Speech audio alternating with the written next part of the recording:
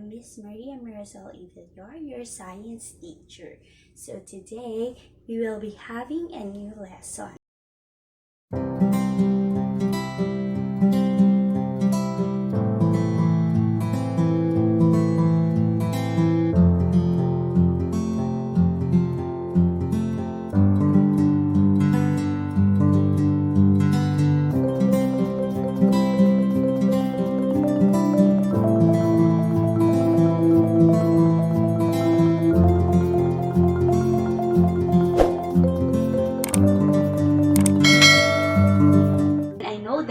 Extremely excited for this lesson. So what are you waiting for? Come on, let's go. Let's discover something new together.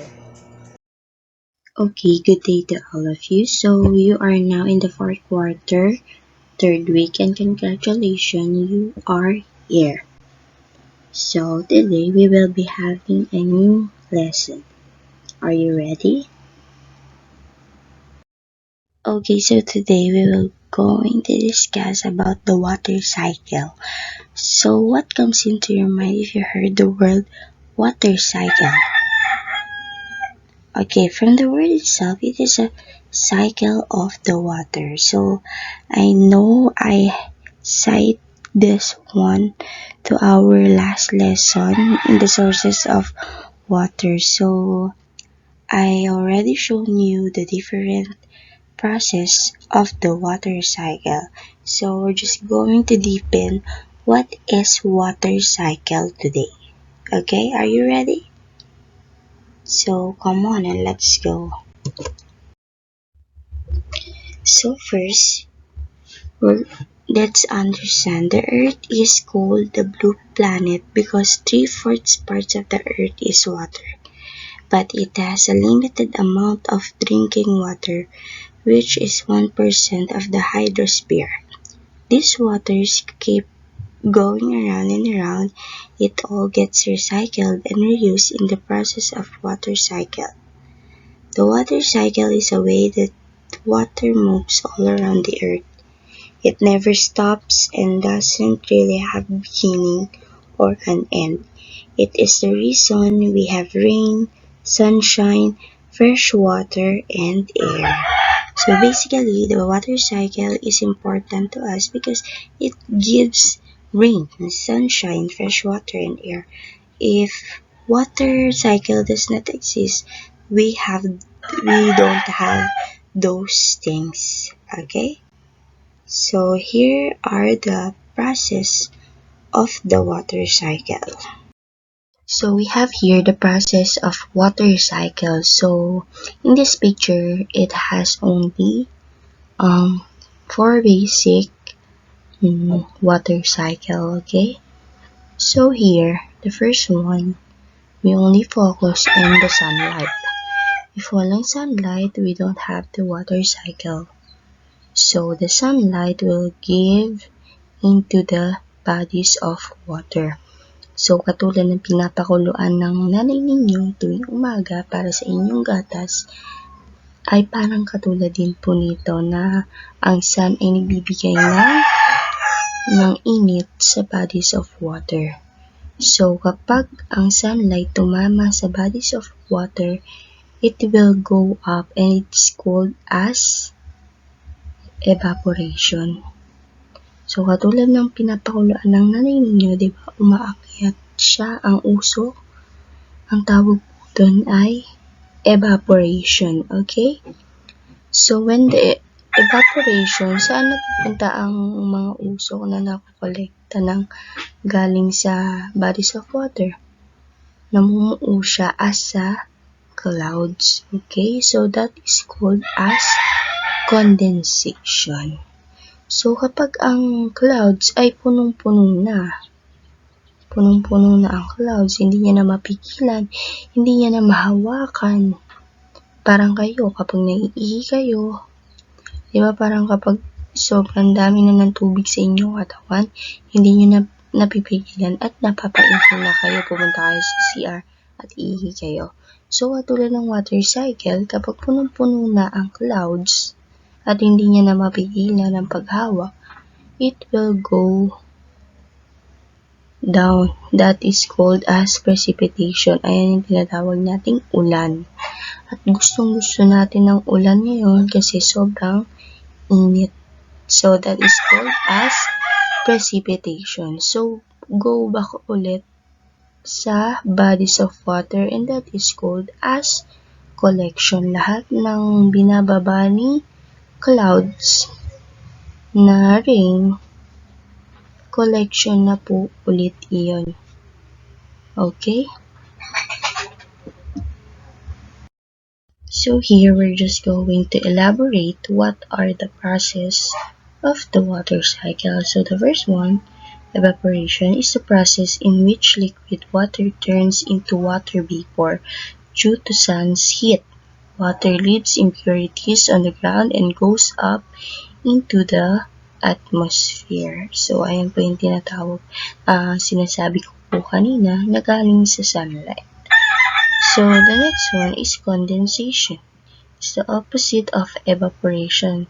It is a process in which water vapor turns into the liquid state due to the decrease in temperatures.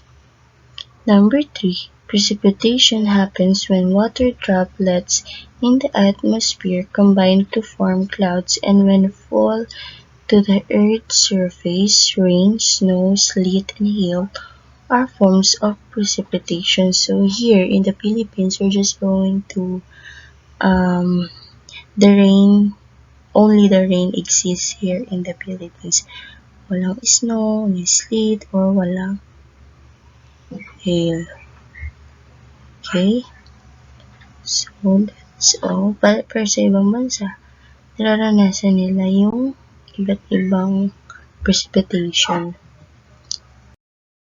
So for number 4, surface runoff is the movement of water over land into water sources such as rivers, streams, lakes, and the oceans. This process returns the water into the main reservoir of the ocean. So, tulad ng sinabi ko, di ba yung precipitation, babalik ulit siya sa water kung saan siya nanggaling. So, pwede din po itong bumalik sa rivers, streams, lakes, and ocean. So, hindi lang po porke doon sa dagat lang siya, doon lang siya babalik.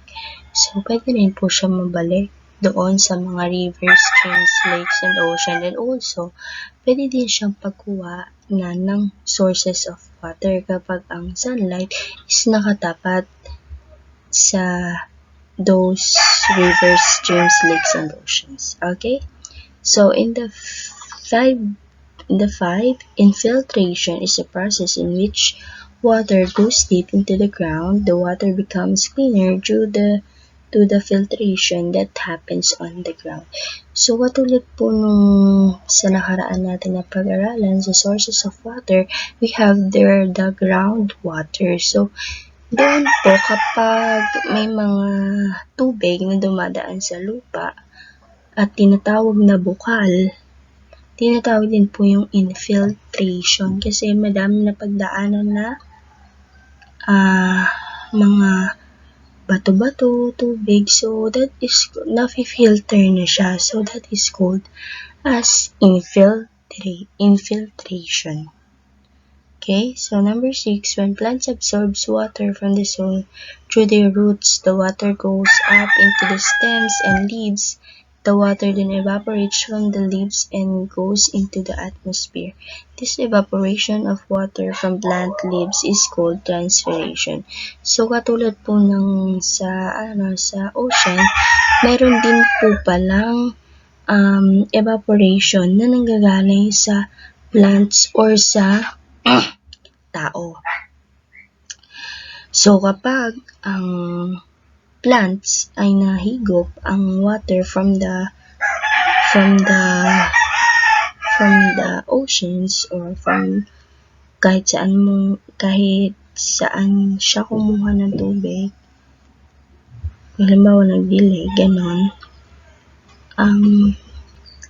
the plants absorbs water from the soil through their roots. So, the water goes up. Then, yung water na yun, pwede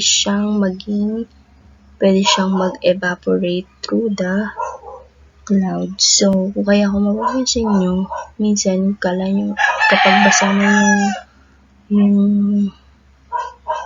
yung plants, tapos bigla siyang natuyo, that is called as evaporation. Pero ang tawag lang po doon ay iba because that is called as transpiration. Okay? From the living things, that is called as transpiration. Kahit tayo mga tao, pwede din yung mga pawis natin kapag nagtatanda ng sunlight, pwede din po yun na tawagin as transpiration. Okay? So, next one. So, the water cycle is the continuous movement of water on Earth. Water cycle involves the following process: evaporation, condensation, precipitation, surface runoff, infiltration, and transpiration. The sun plays a significant role in the water cycle. It is the primary source of heat. So, importante po talaga si mahal nating araw. Okay? So, let's analyze, which is going to identify the different changes of water into different phases involved in the water cycle. So, yung lahat lang na sinabi ko kanina, ayun lang po yung isasagot nyo. So, number 1, what water particles are released from the leaves of plants through, what is that? Number 2, when water vapor in the air had cooled, process takes place. Okay, next. Number 3, when water vapor becomes heavy, it falls back to the earth in the form of rain, snow, etc. This is called as. Number 4, when water goes in the ground is called as. The water becomes cleaner due to ground filtration. So, what is the thing? So, the last one, number 5, when the Earth's surface is heated, blank takes place. For let's try,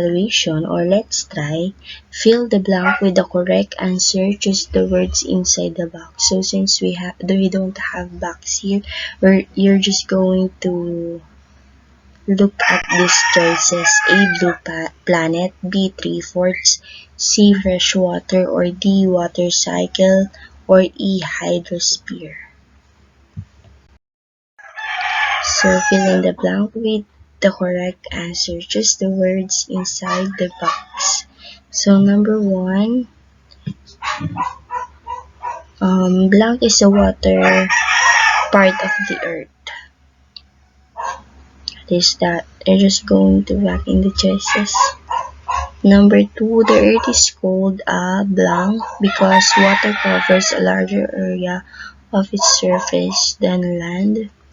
Number 3, only 1% of blank is found in river, lakes, ponds, and in the atmosphere that can be used for drinking and bathing.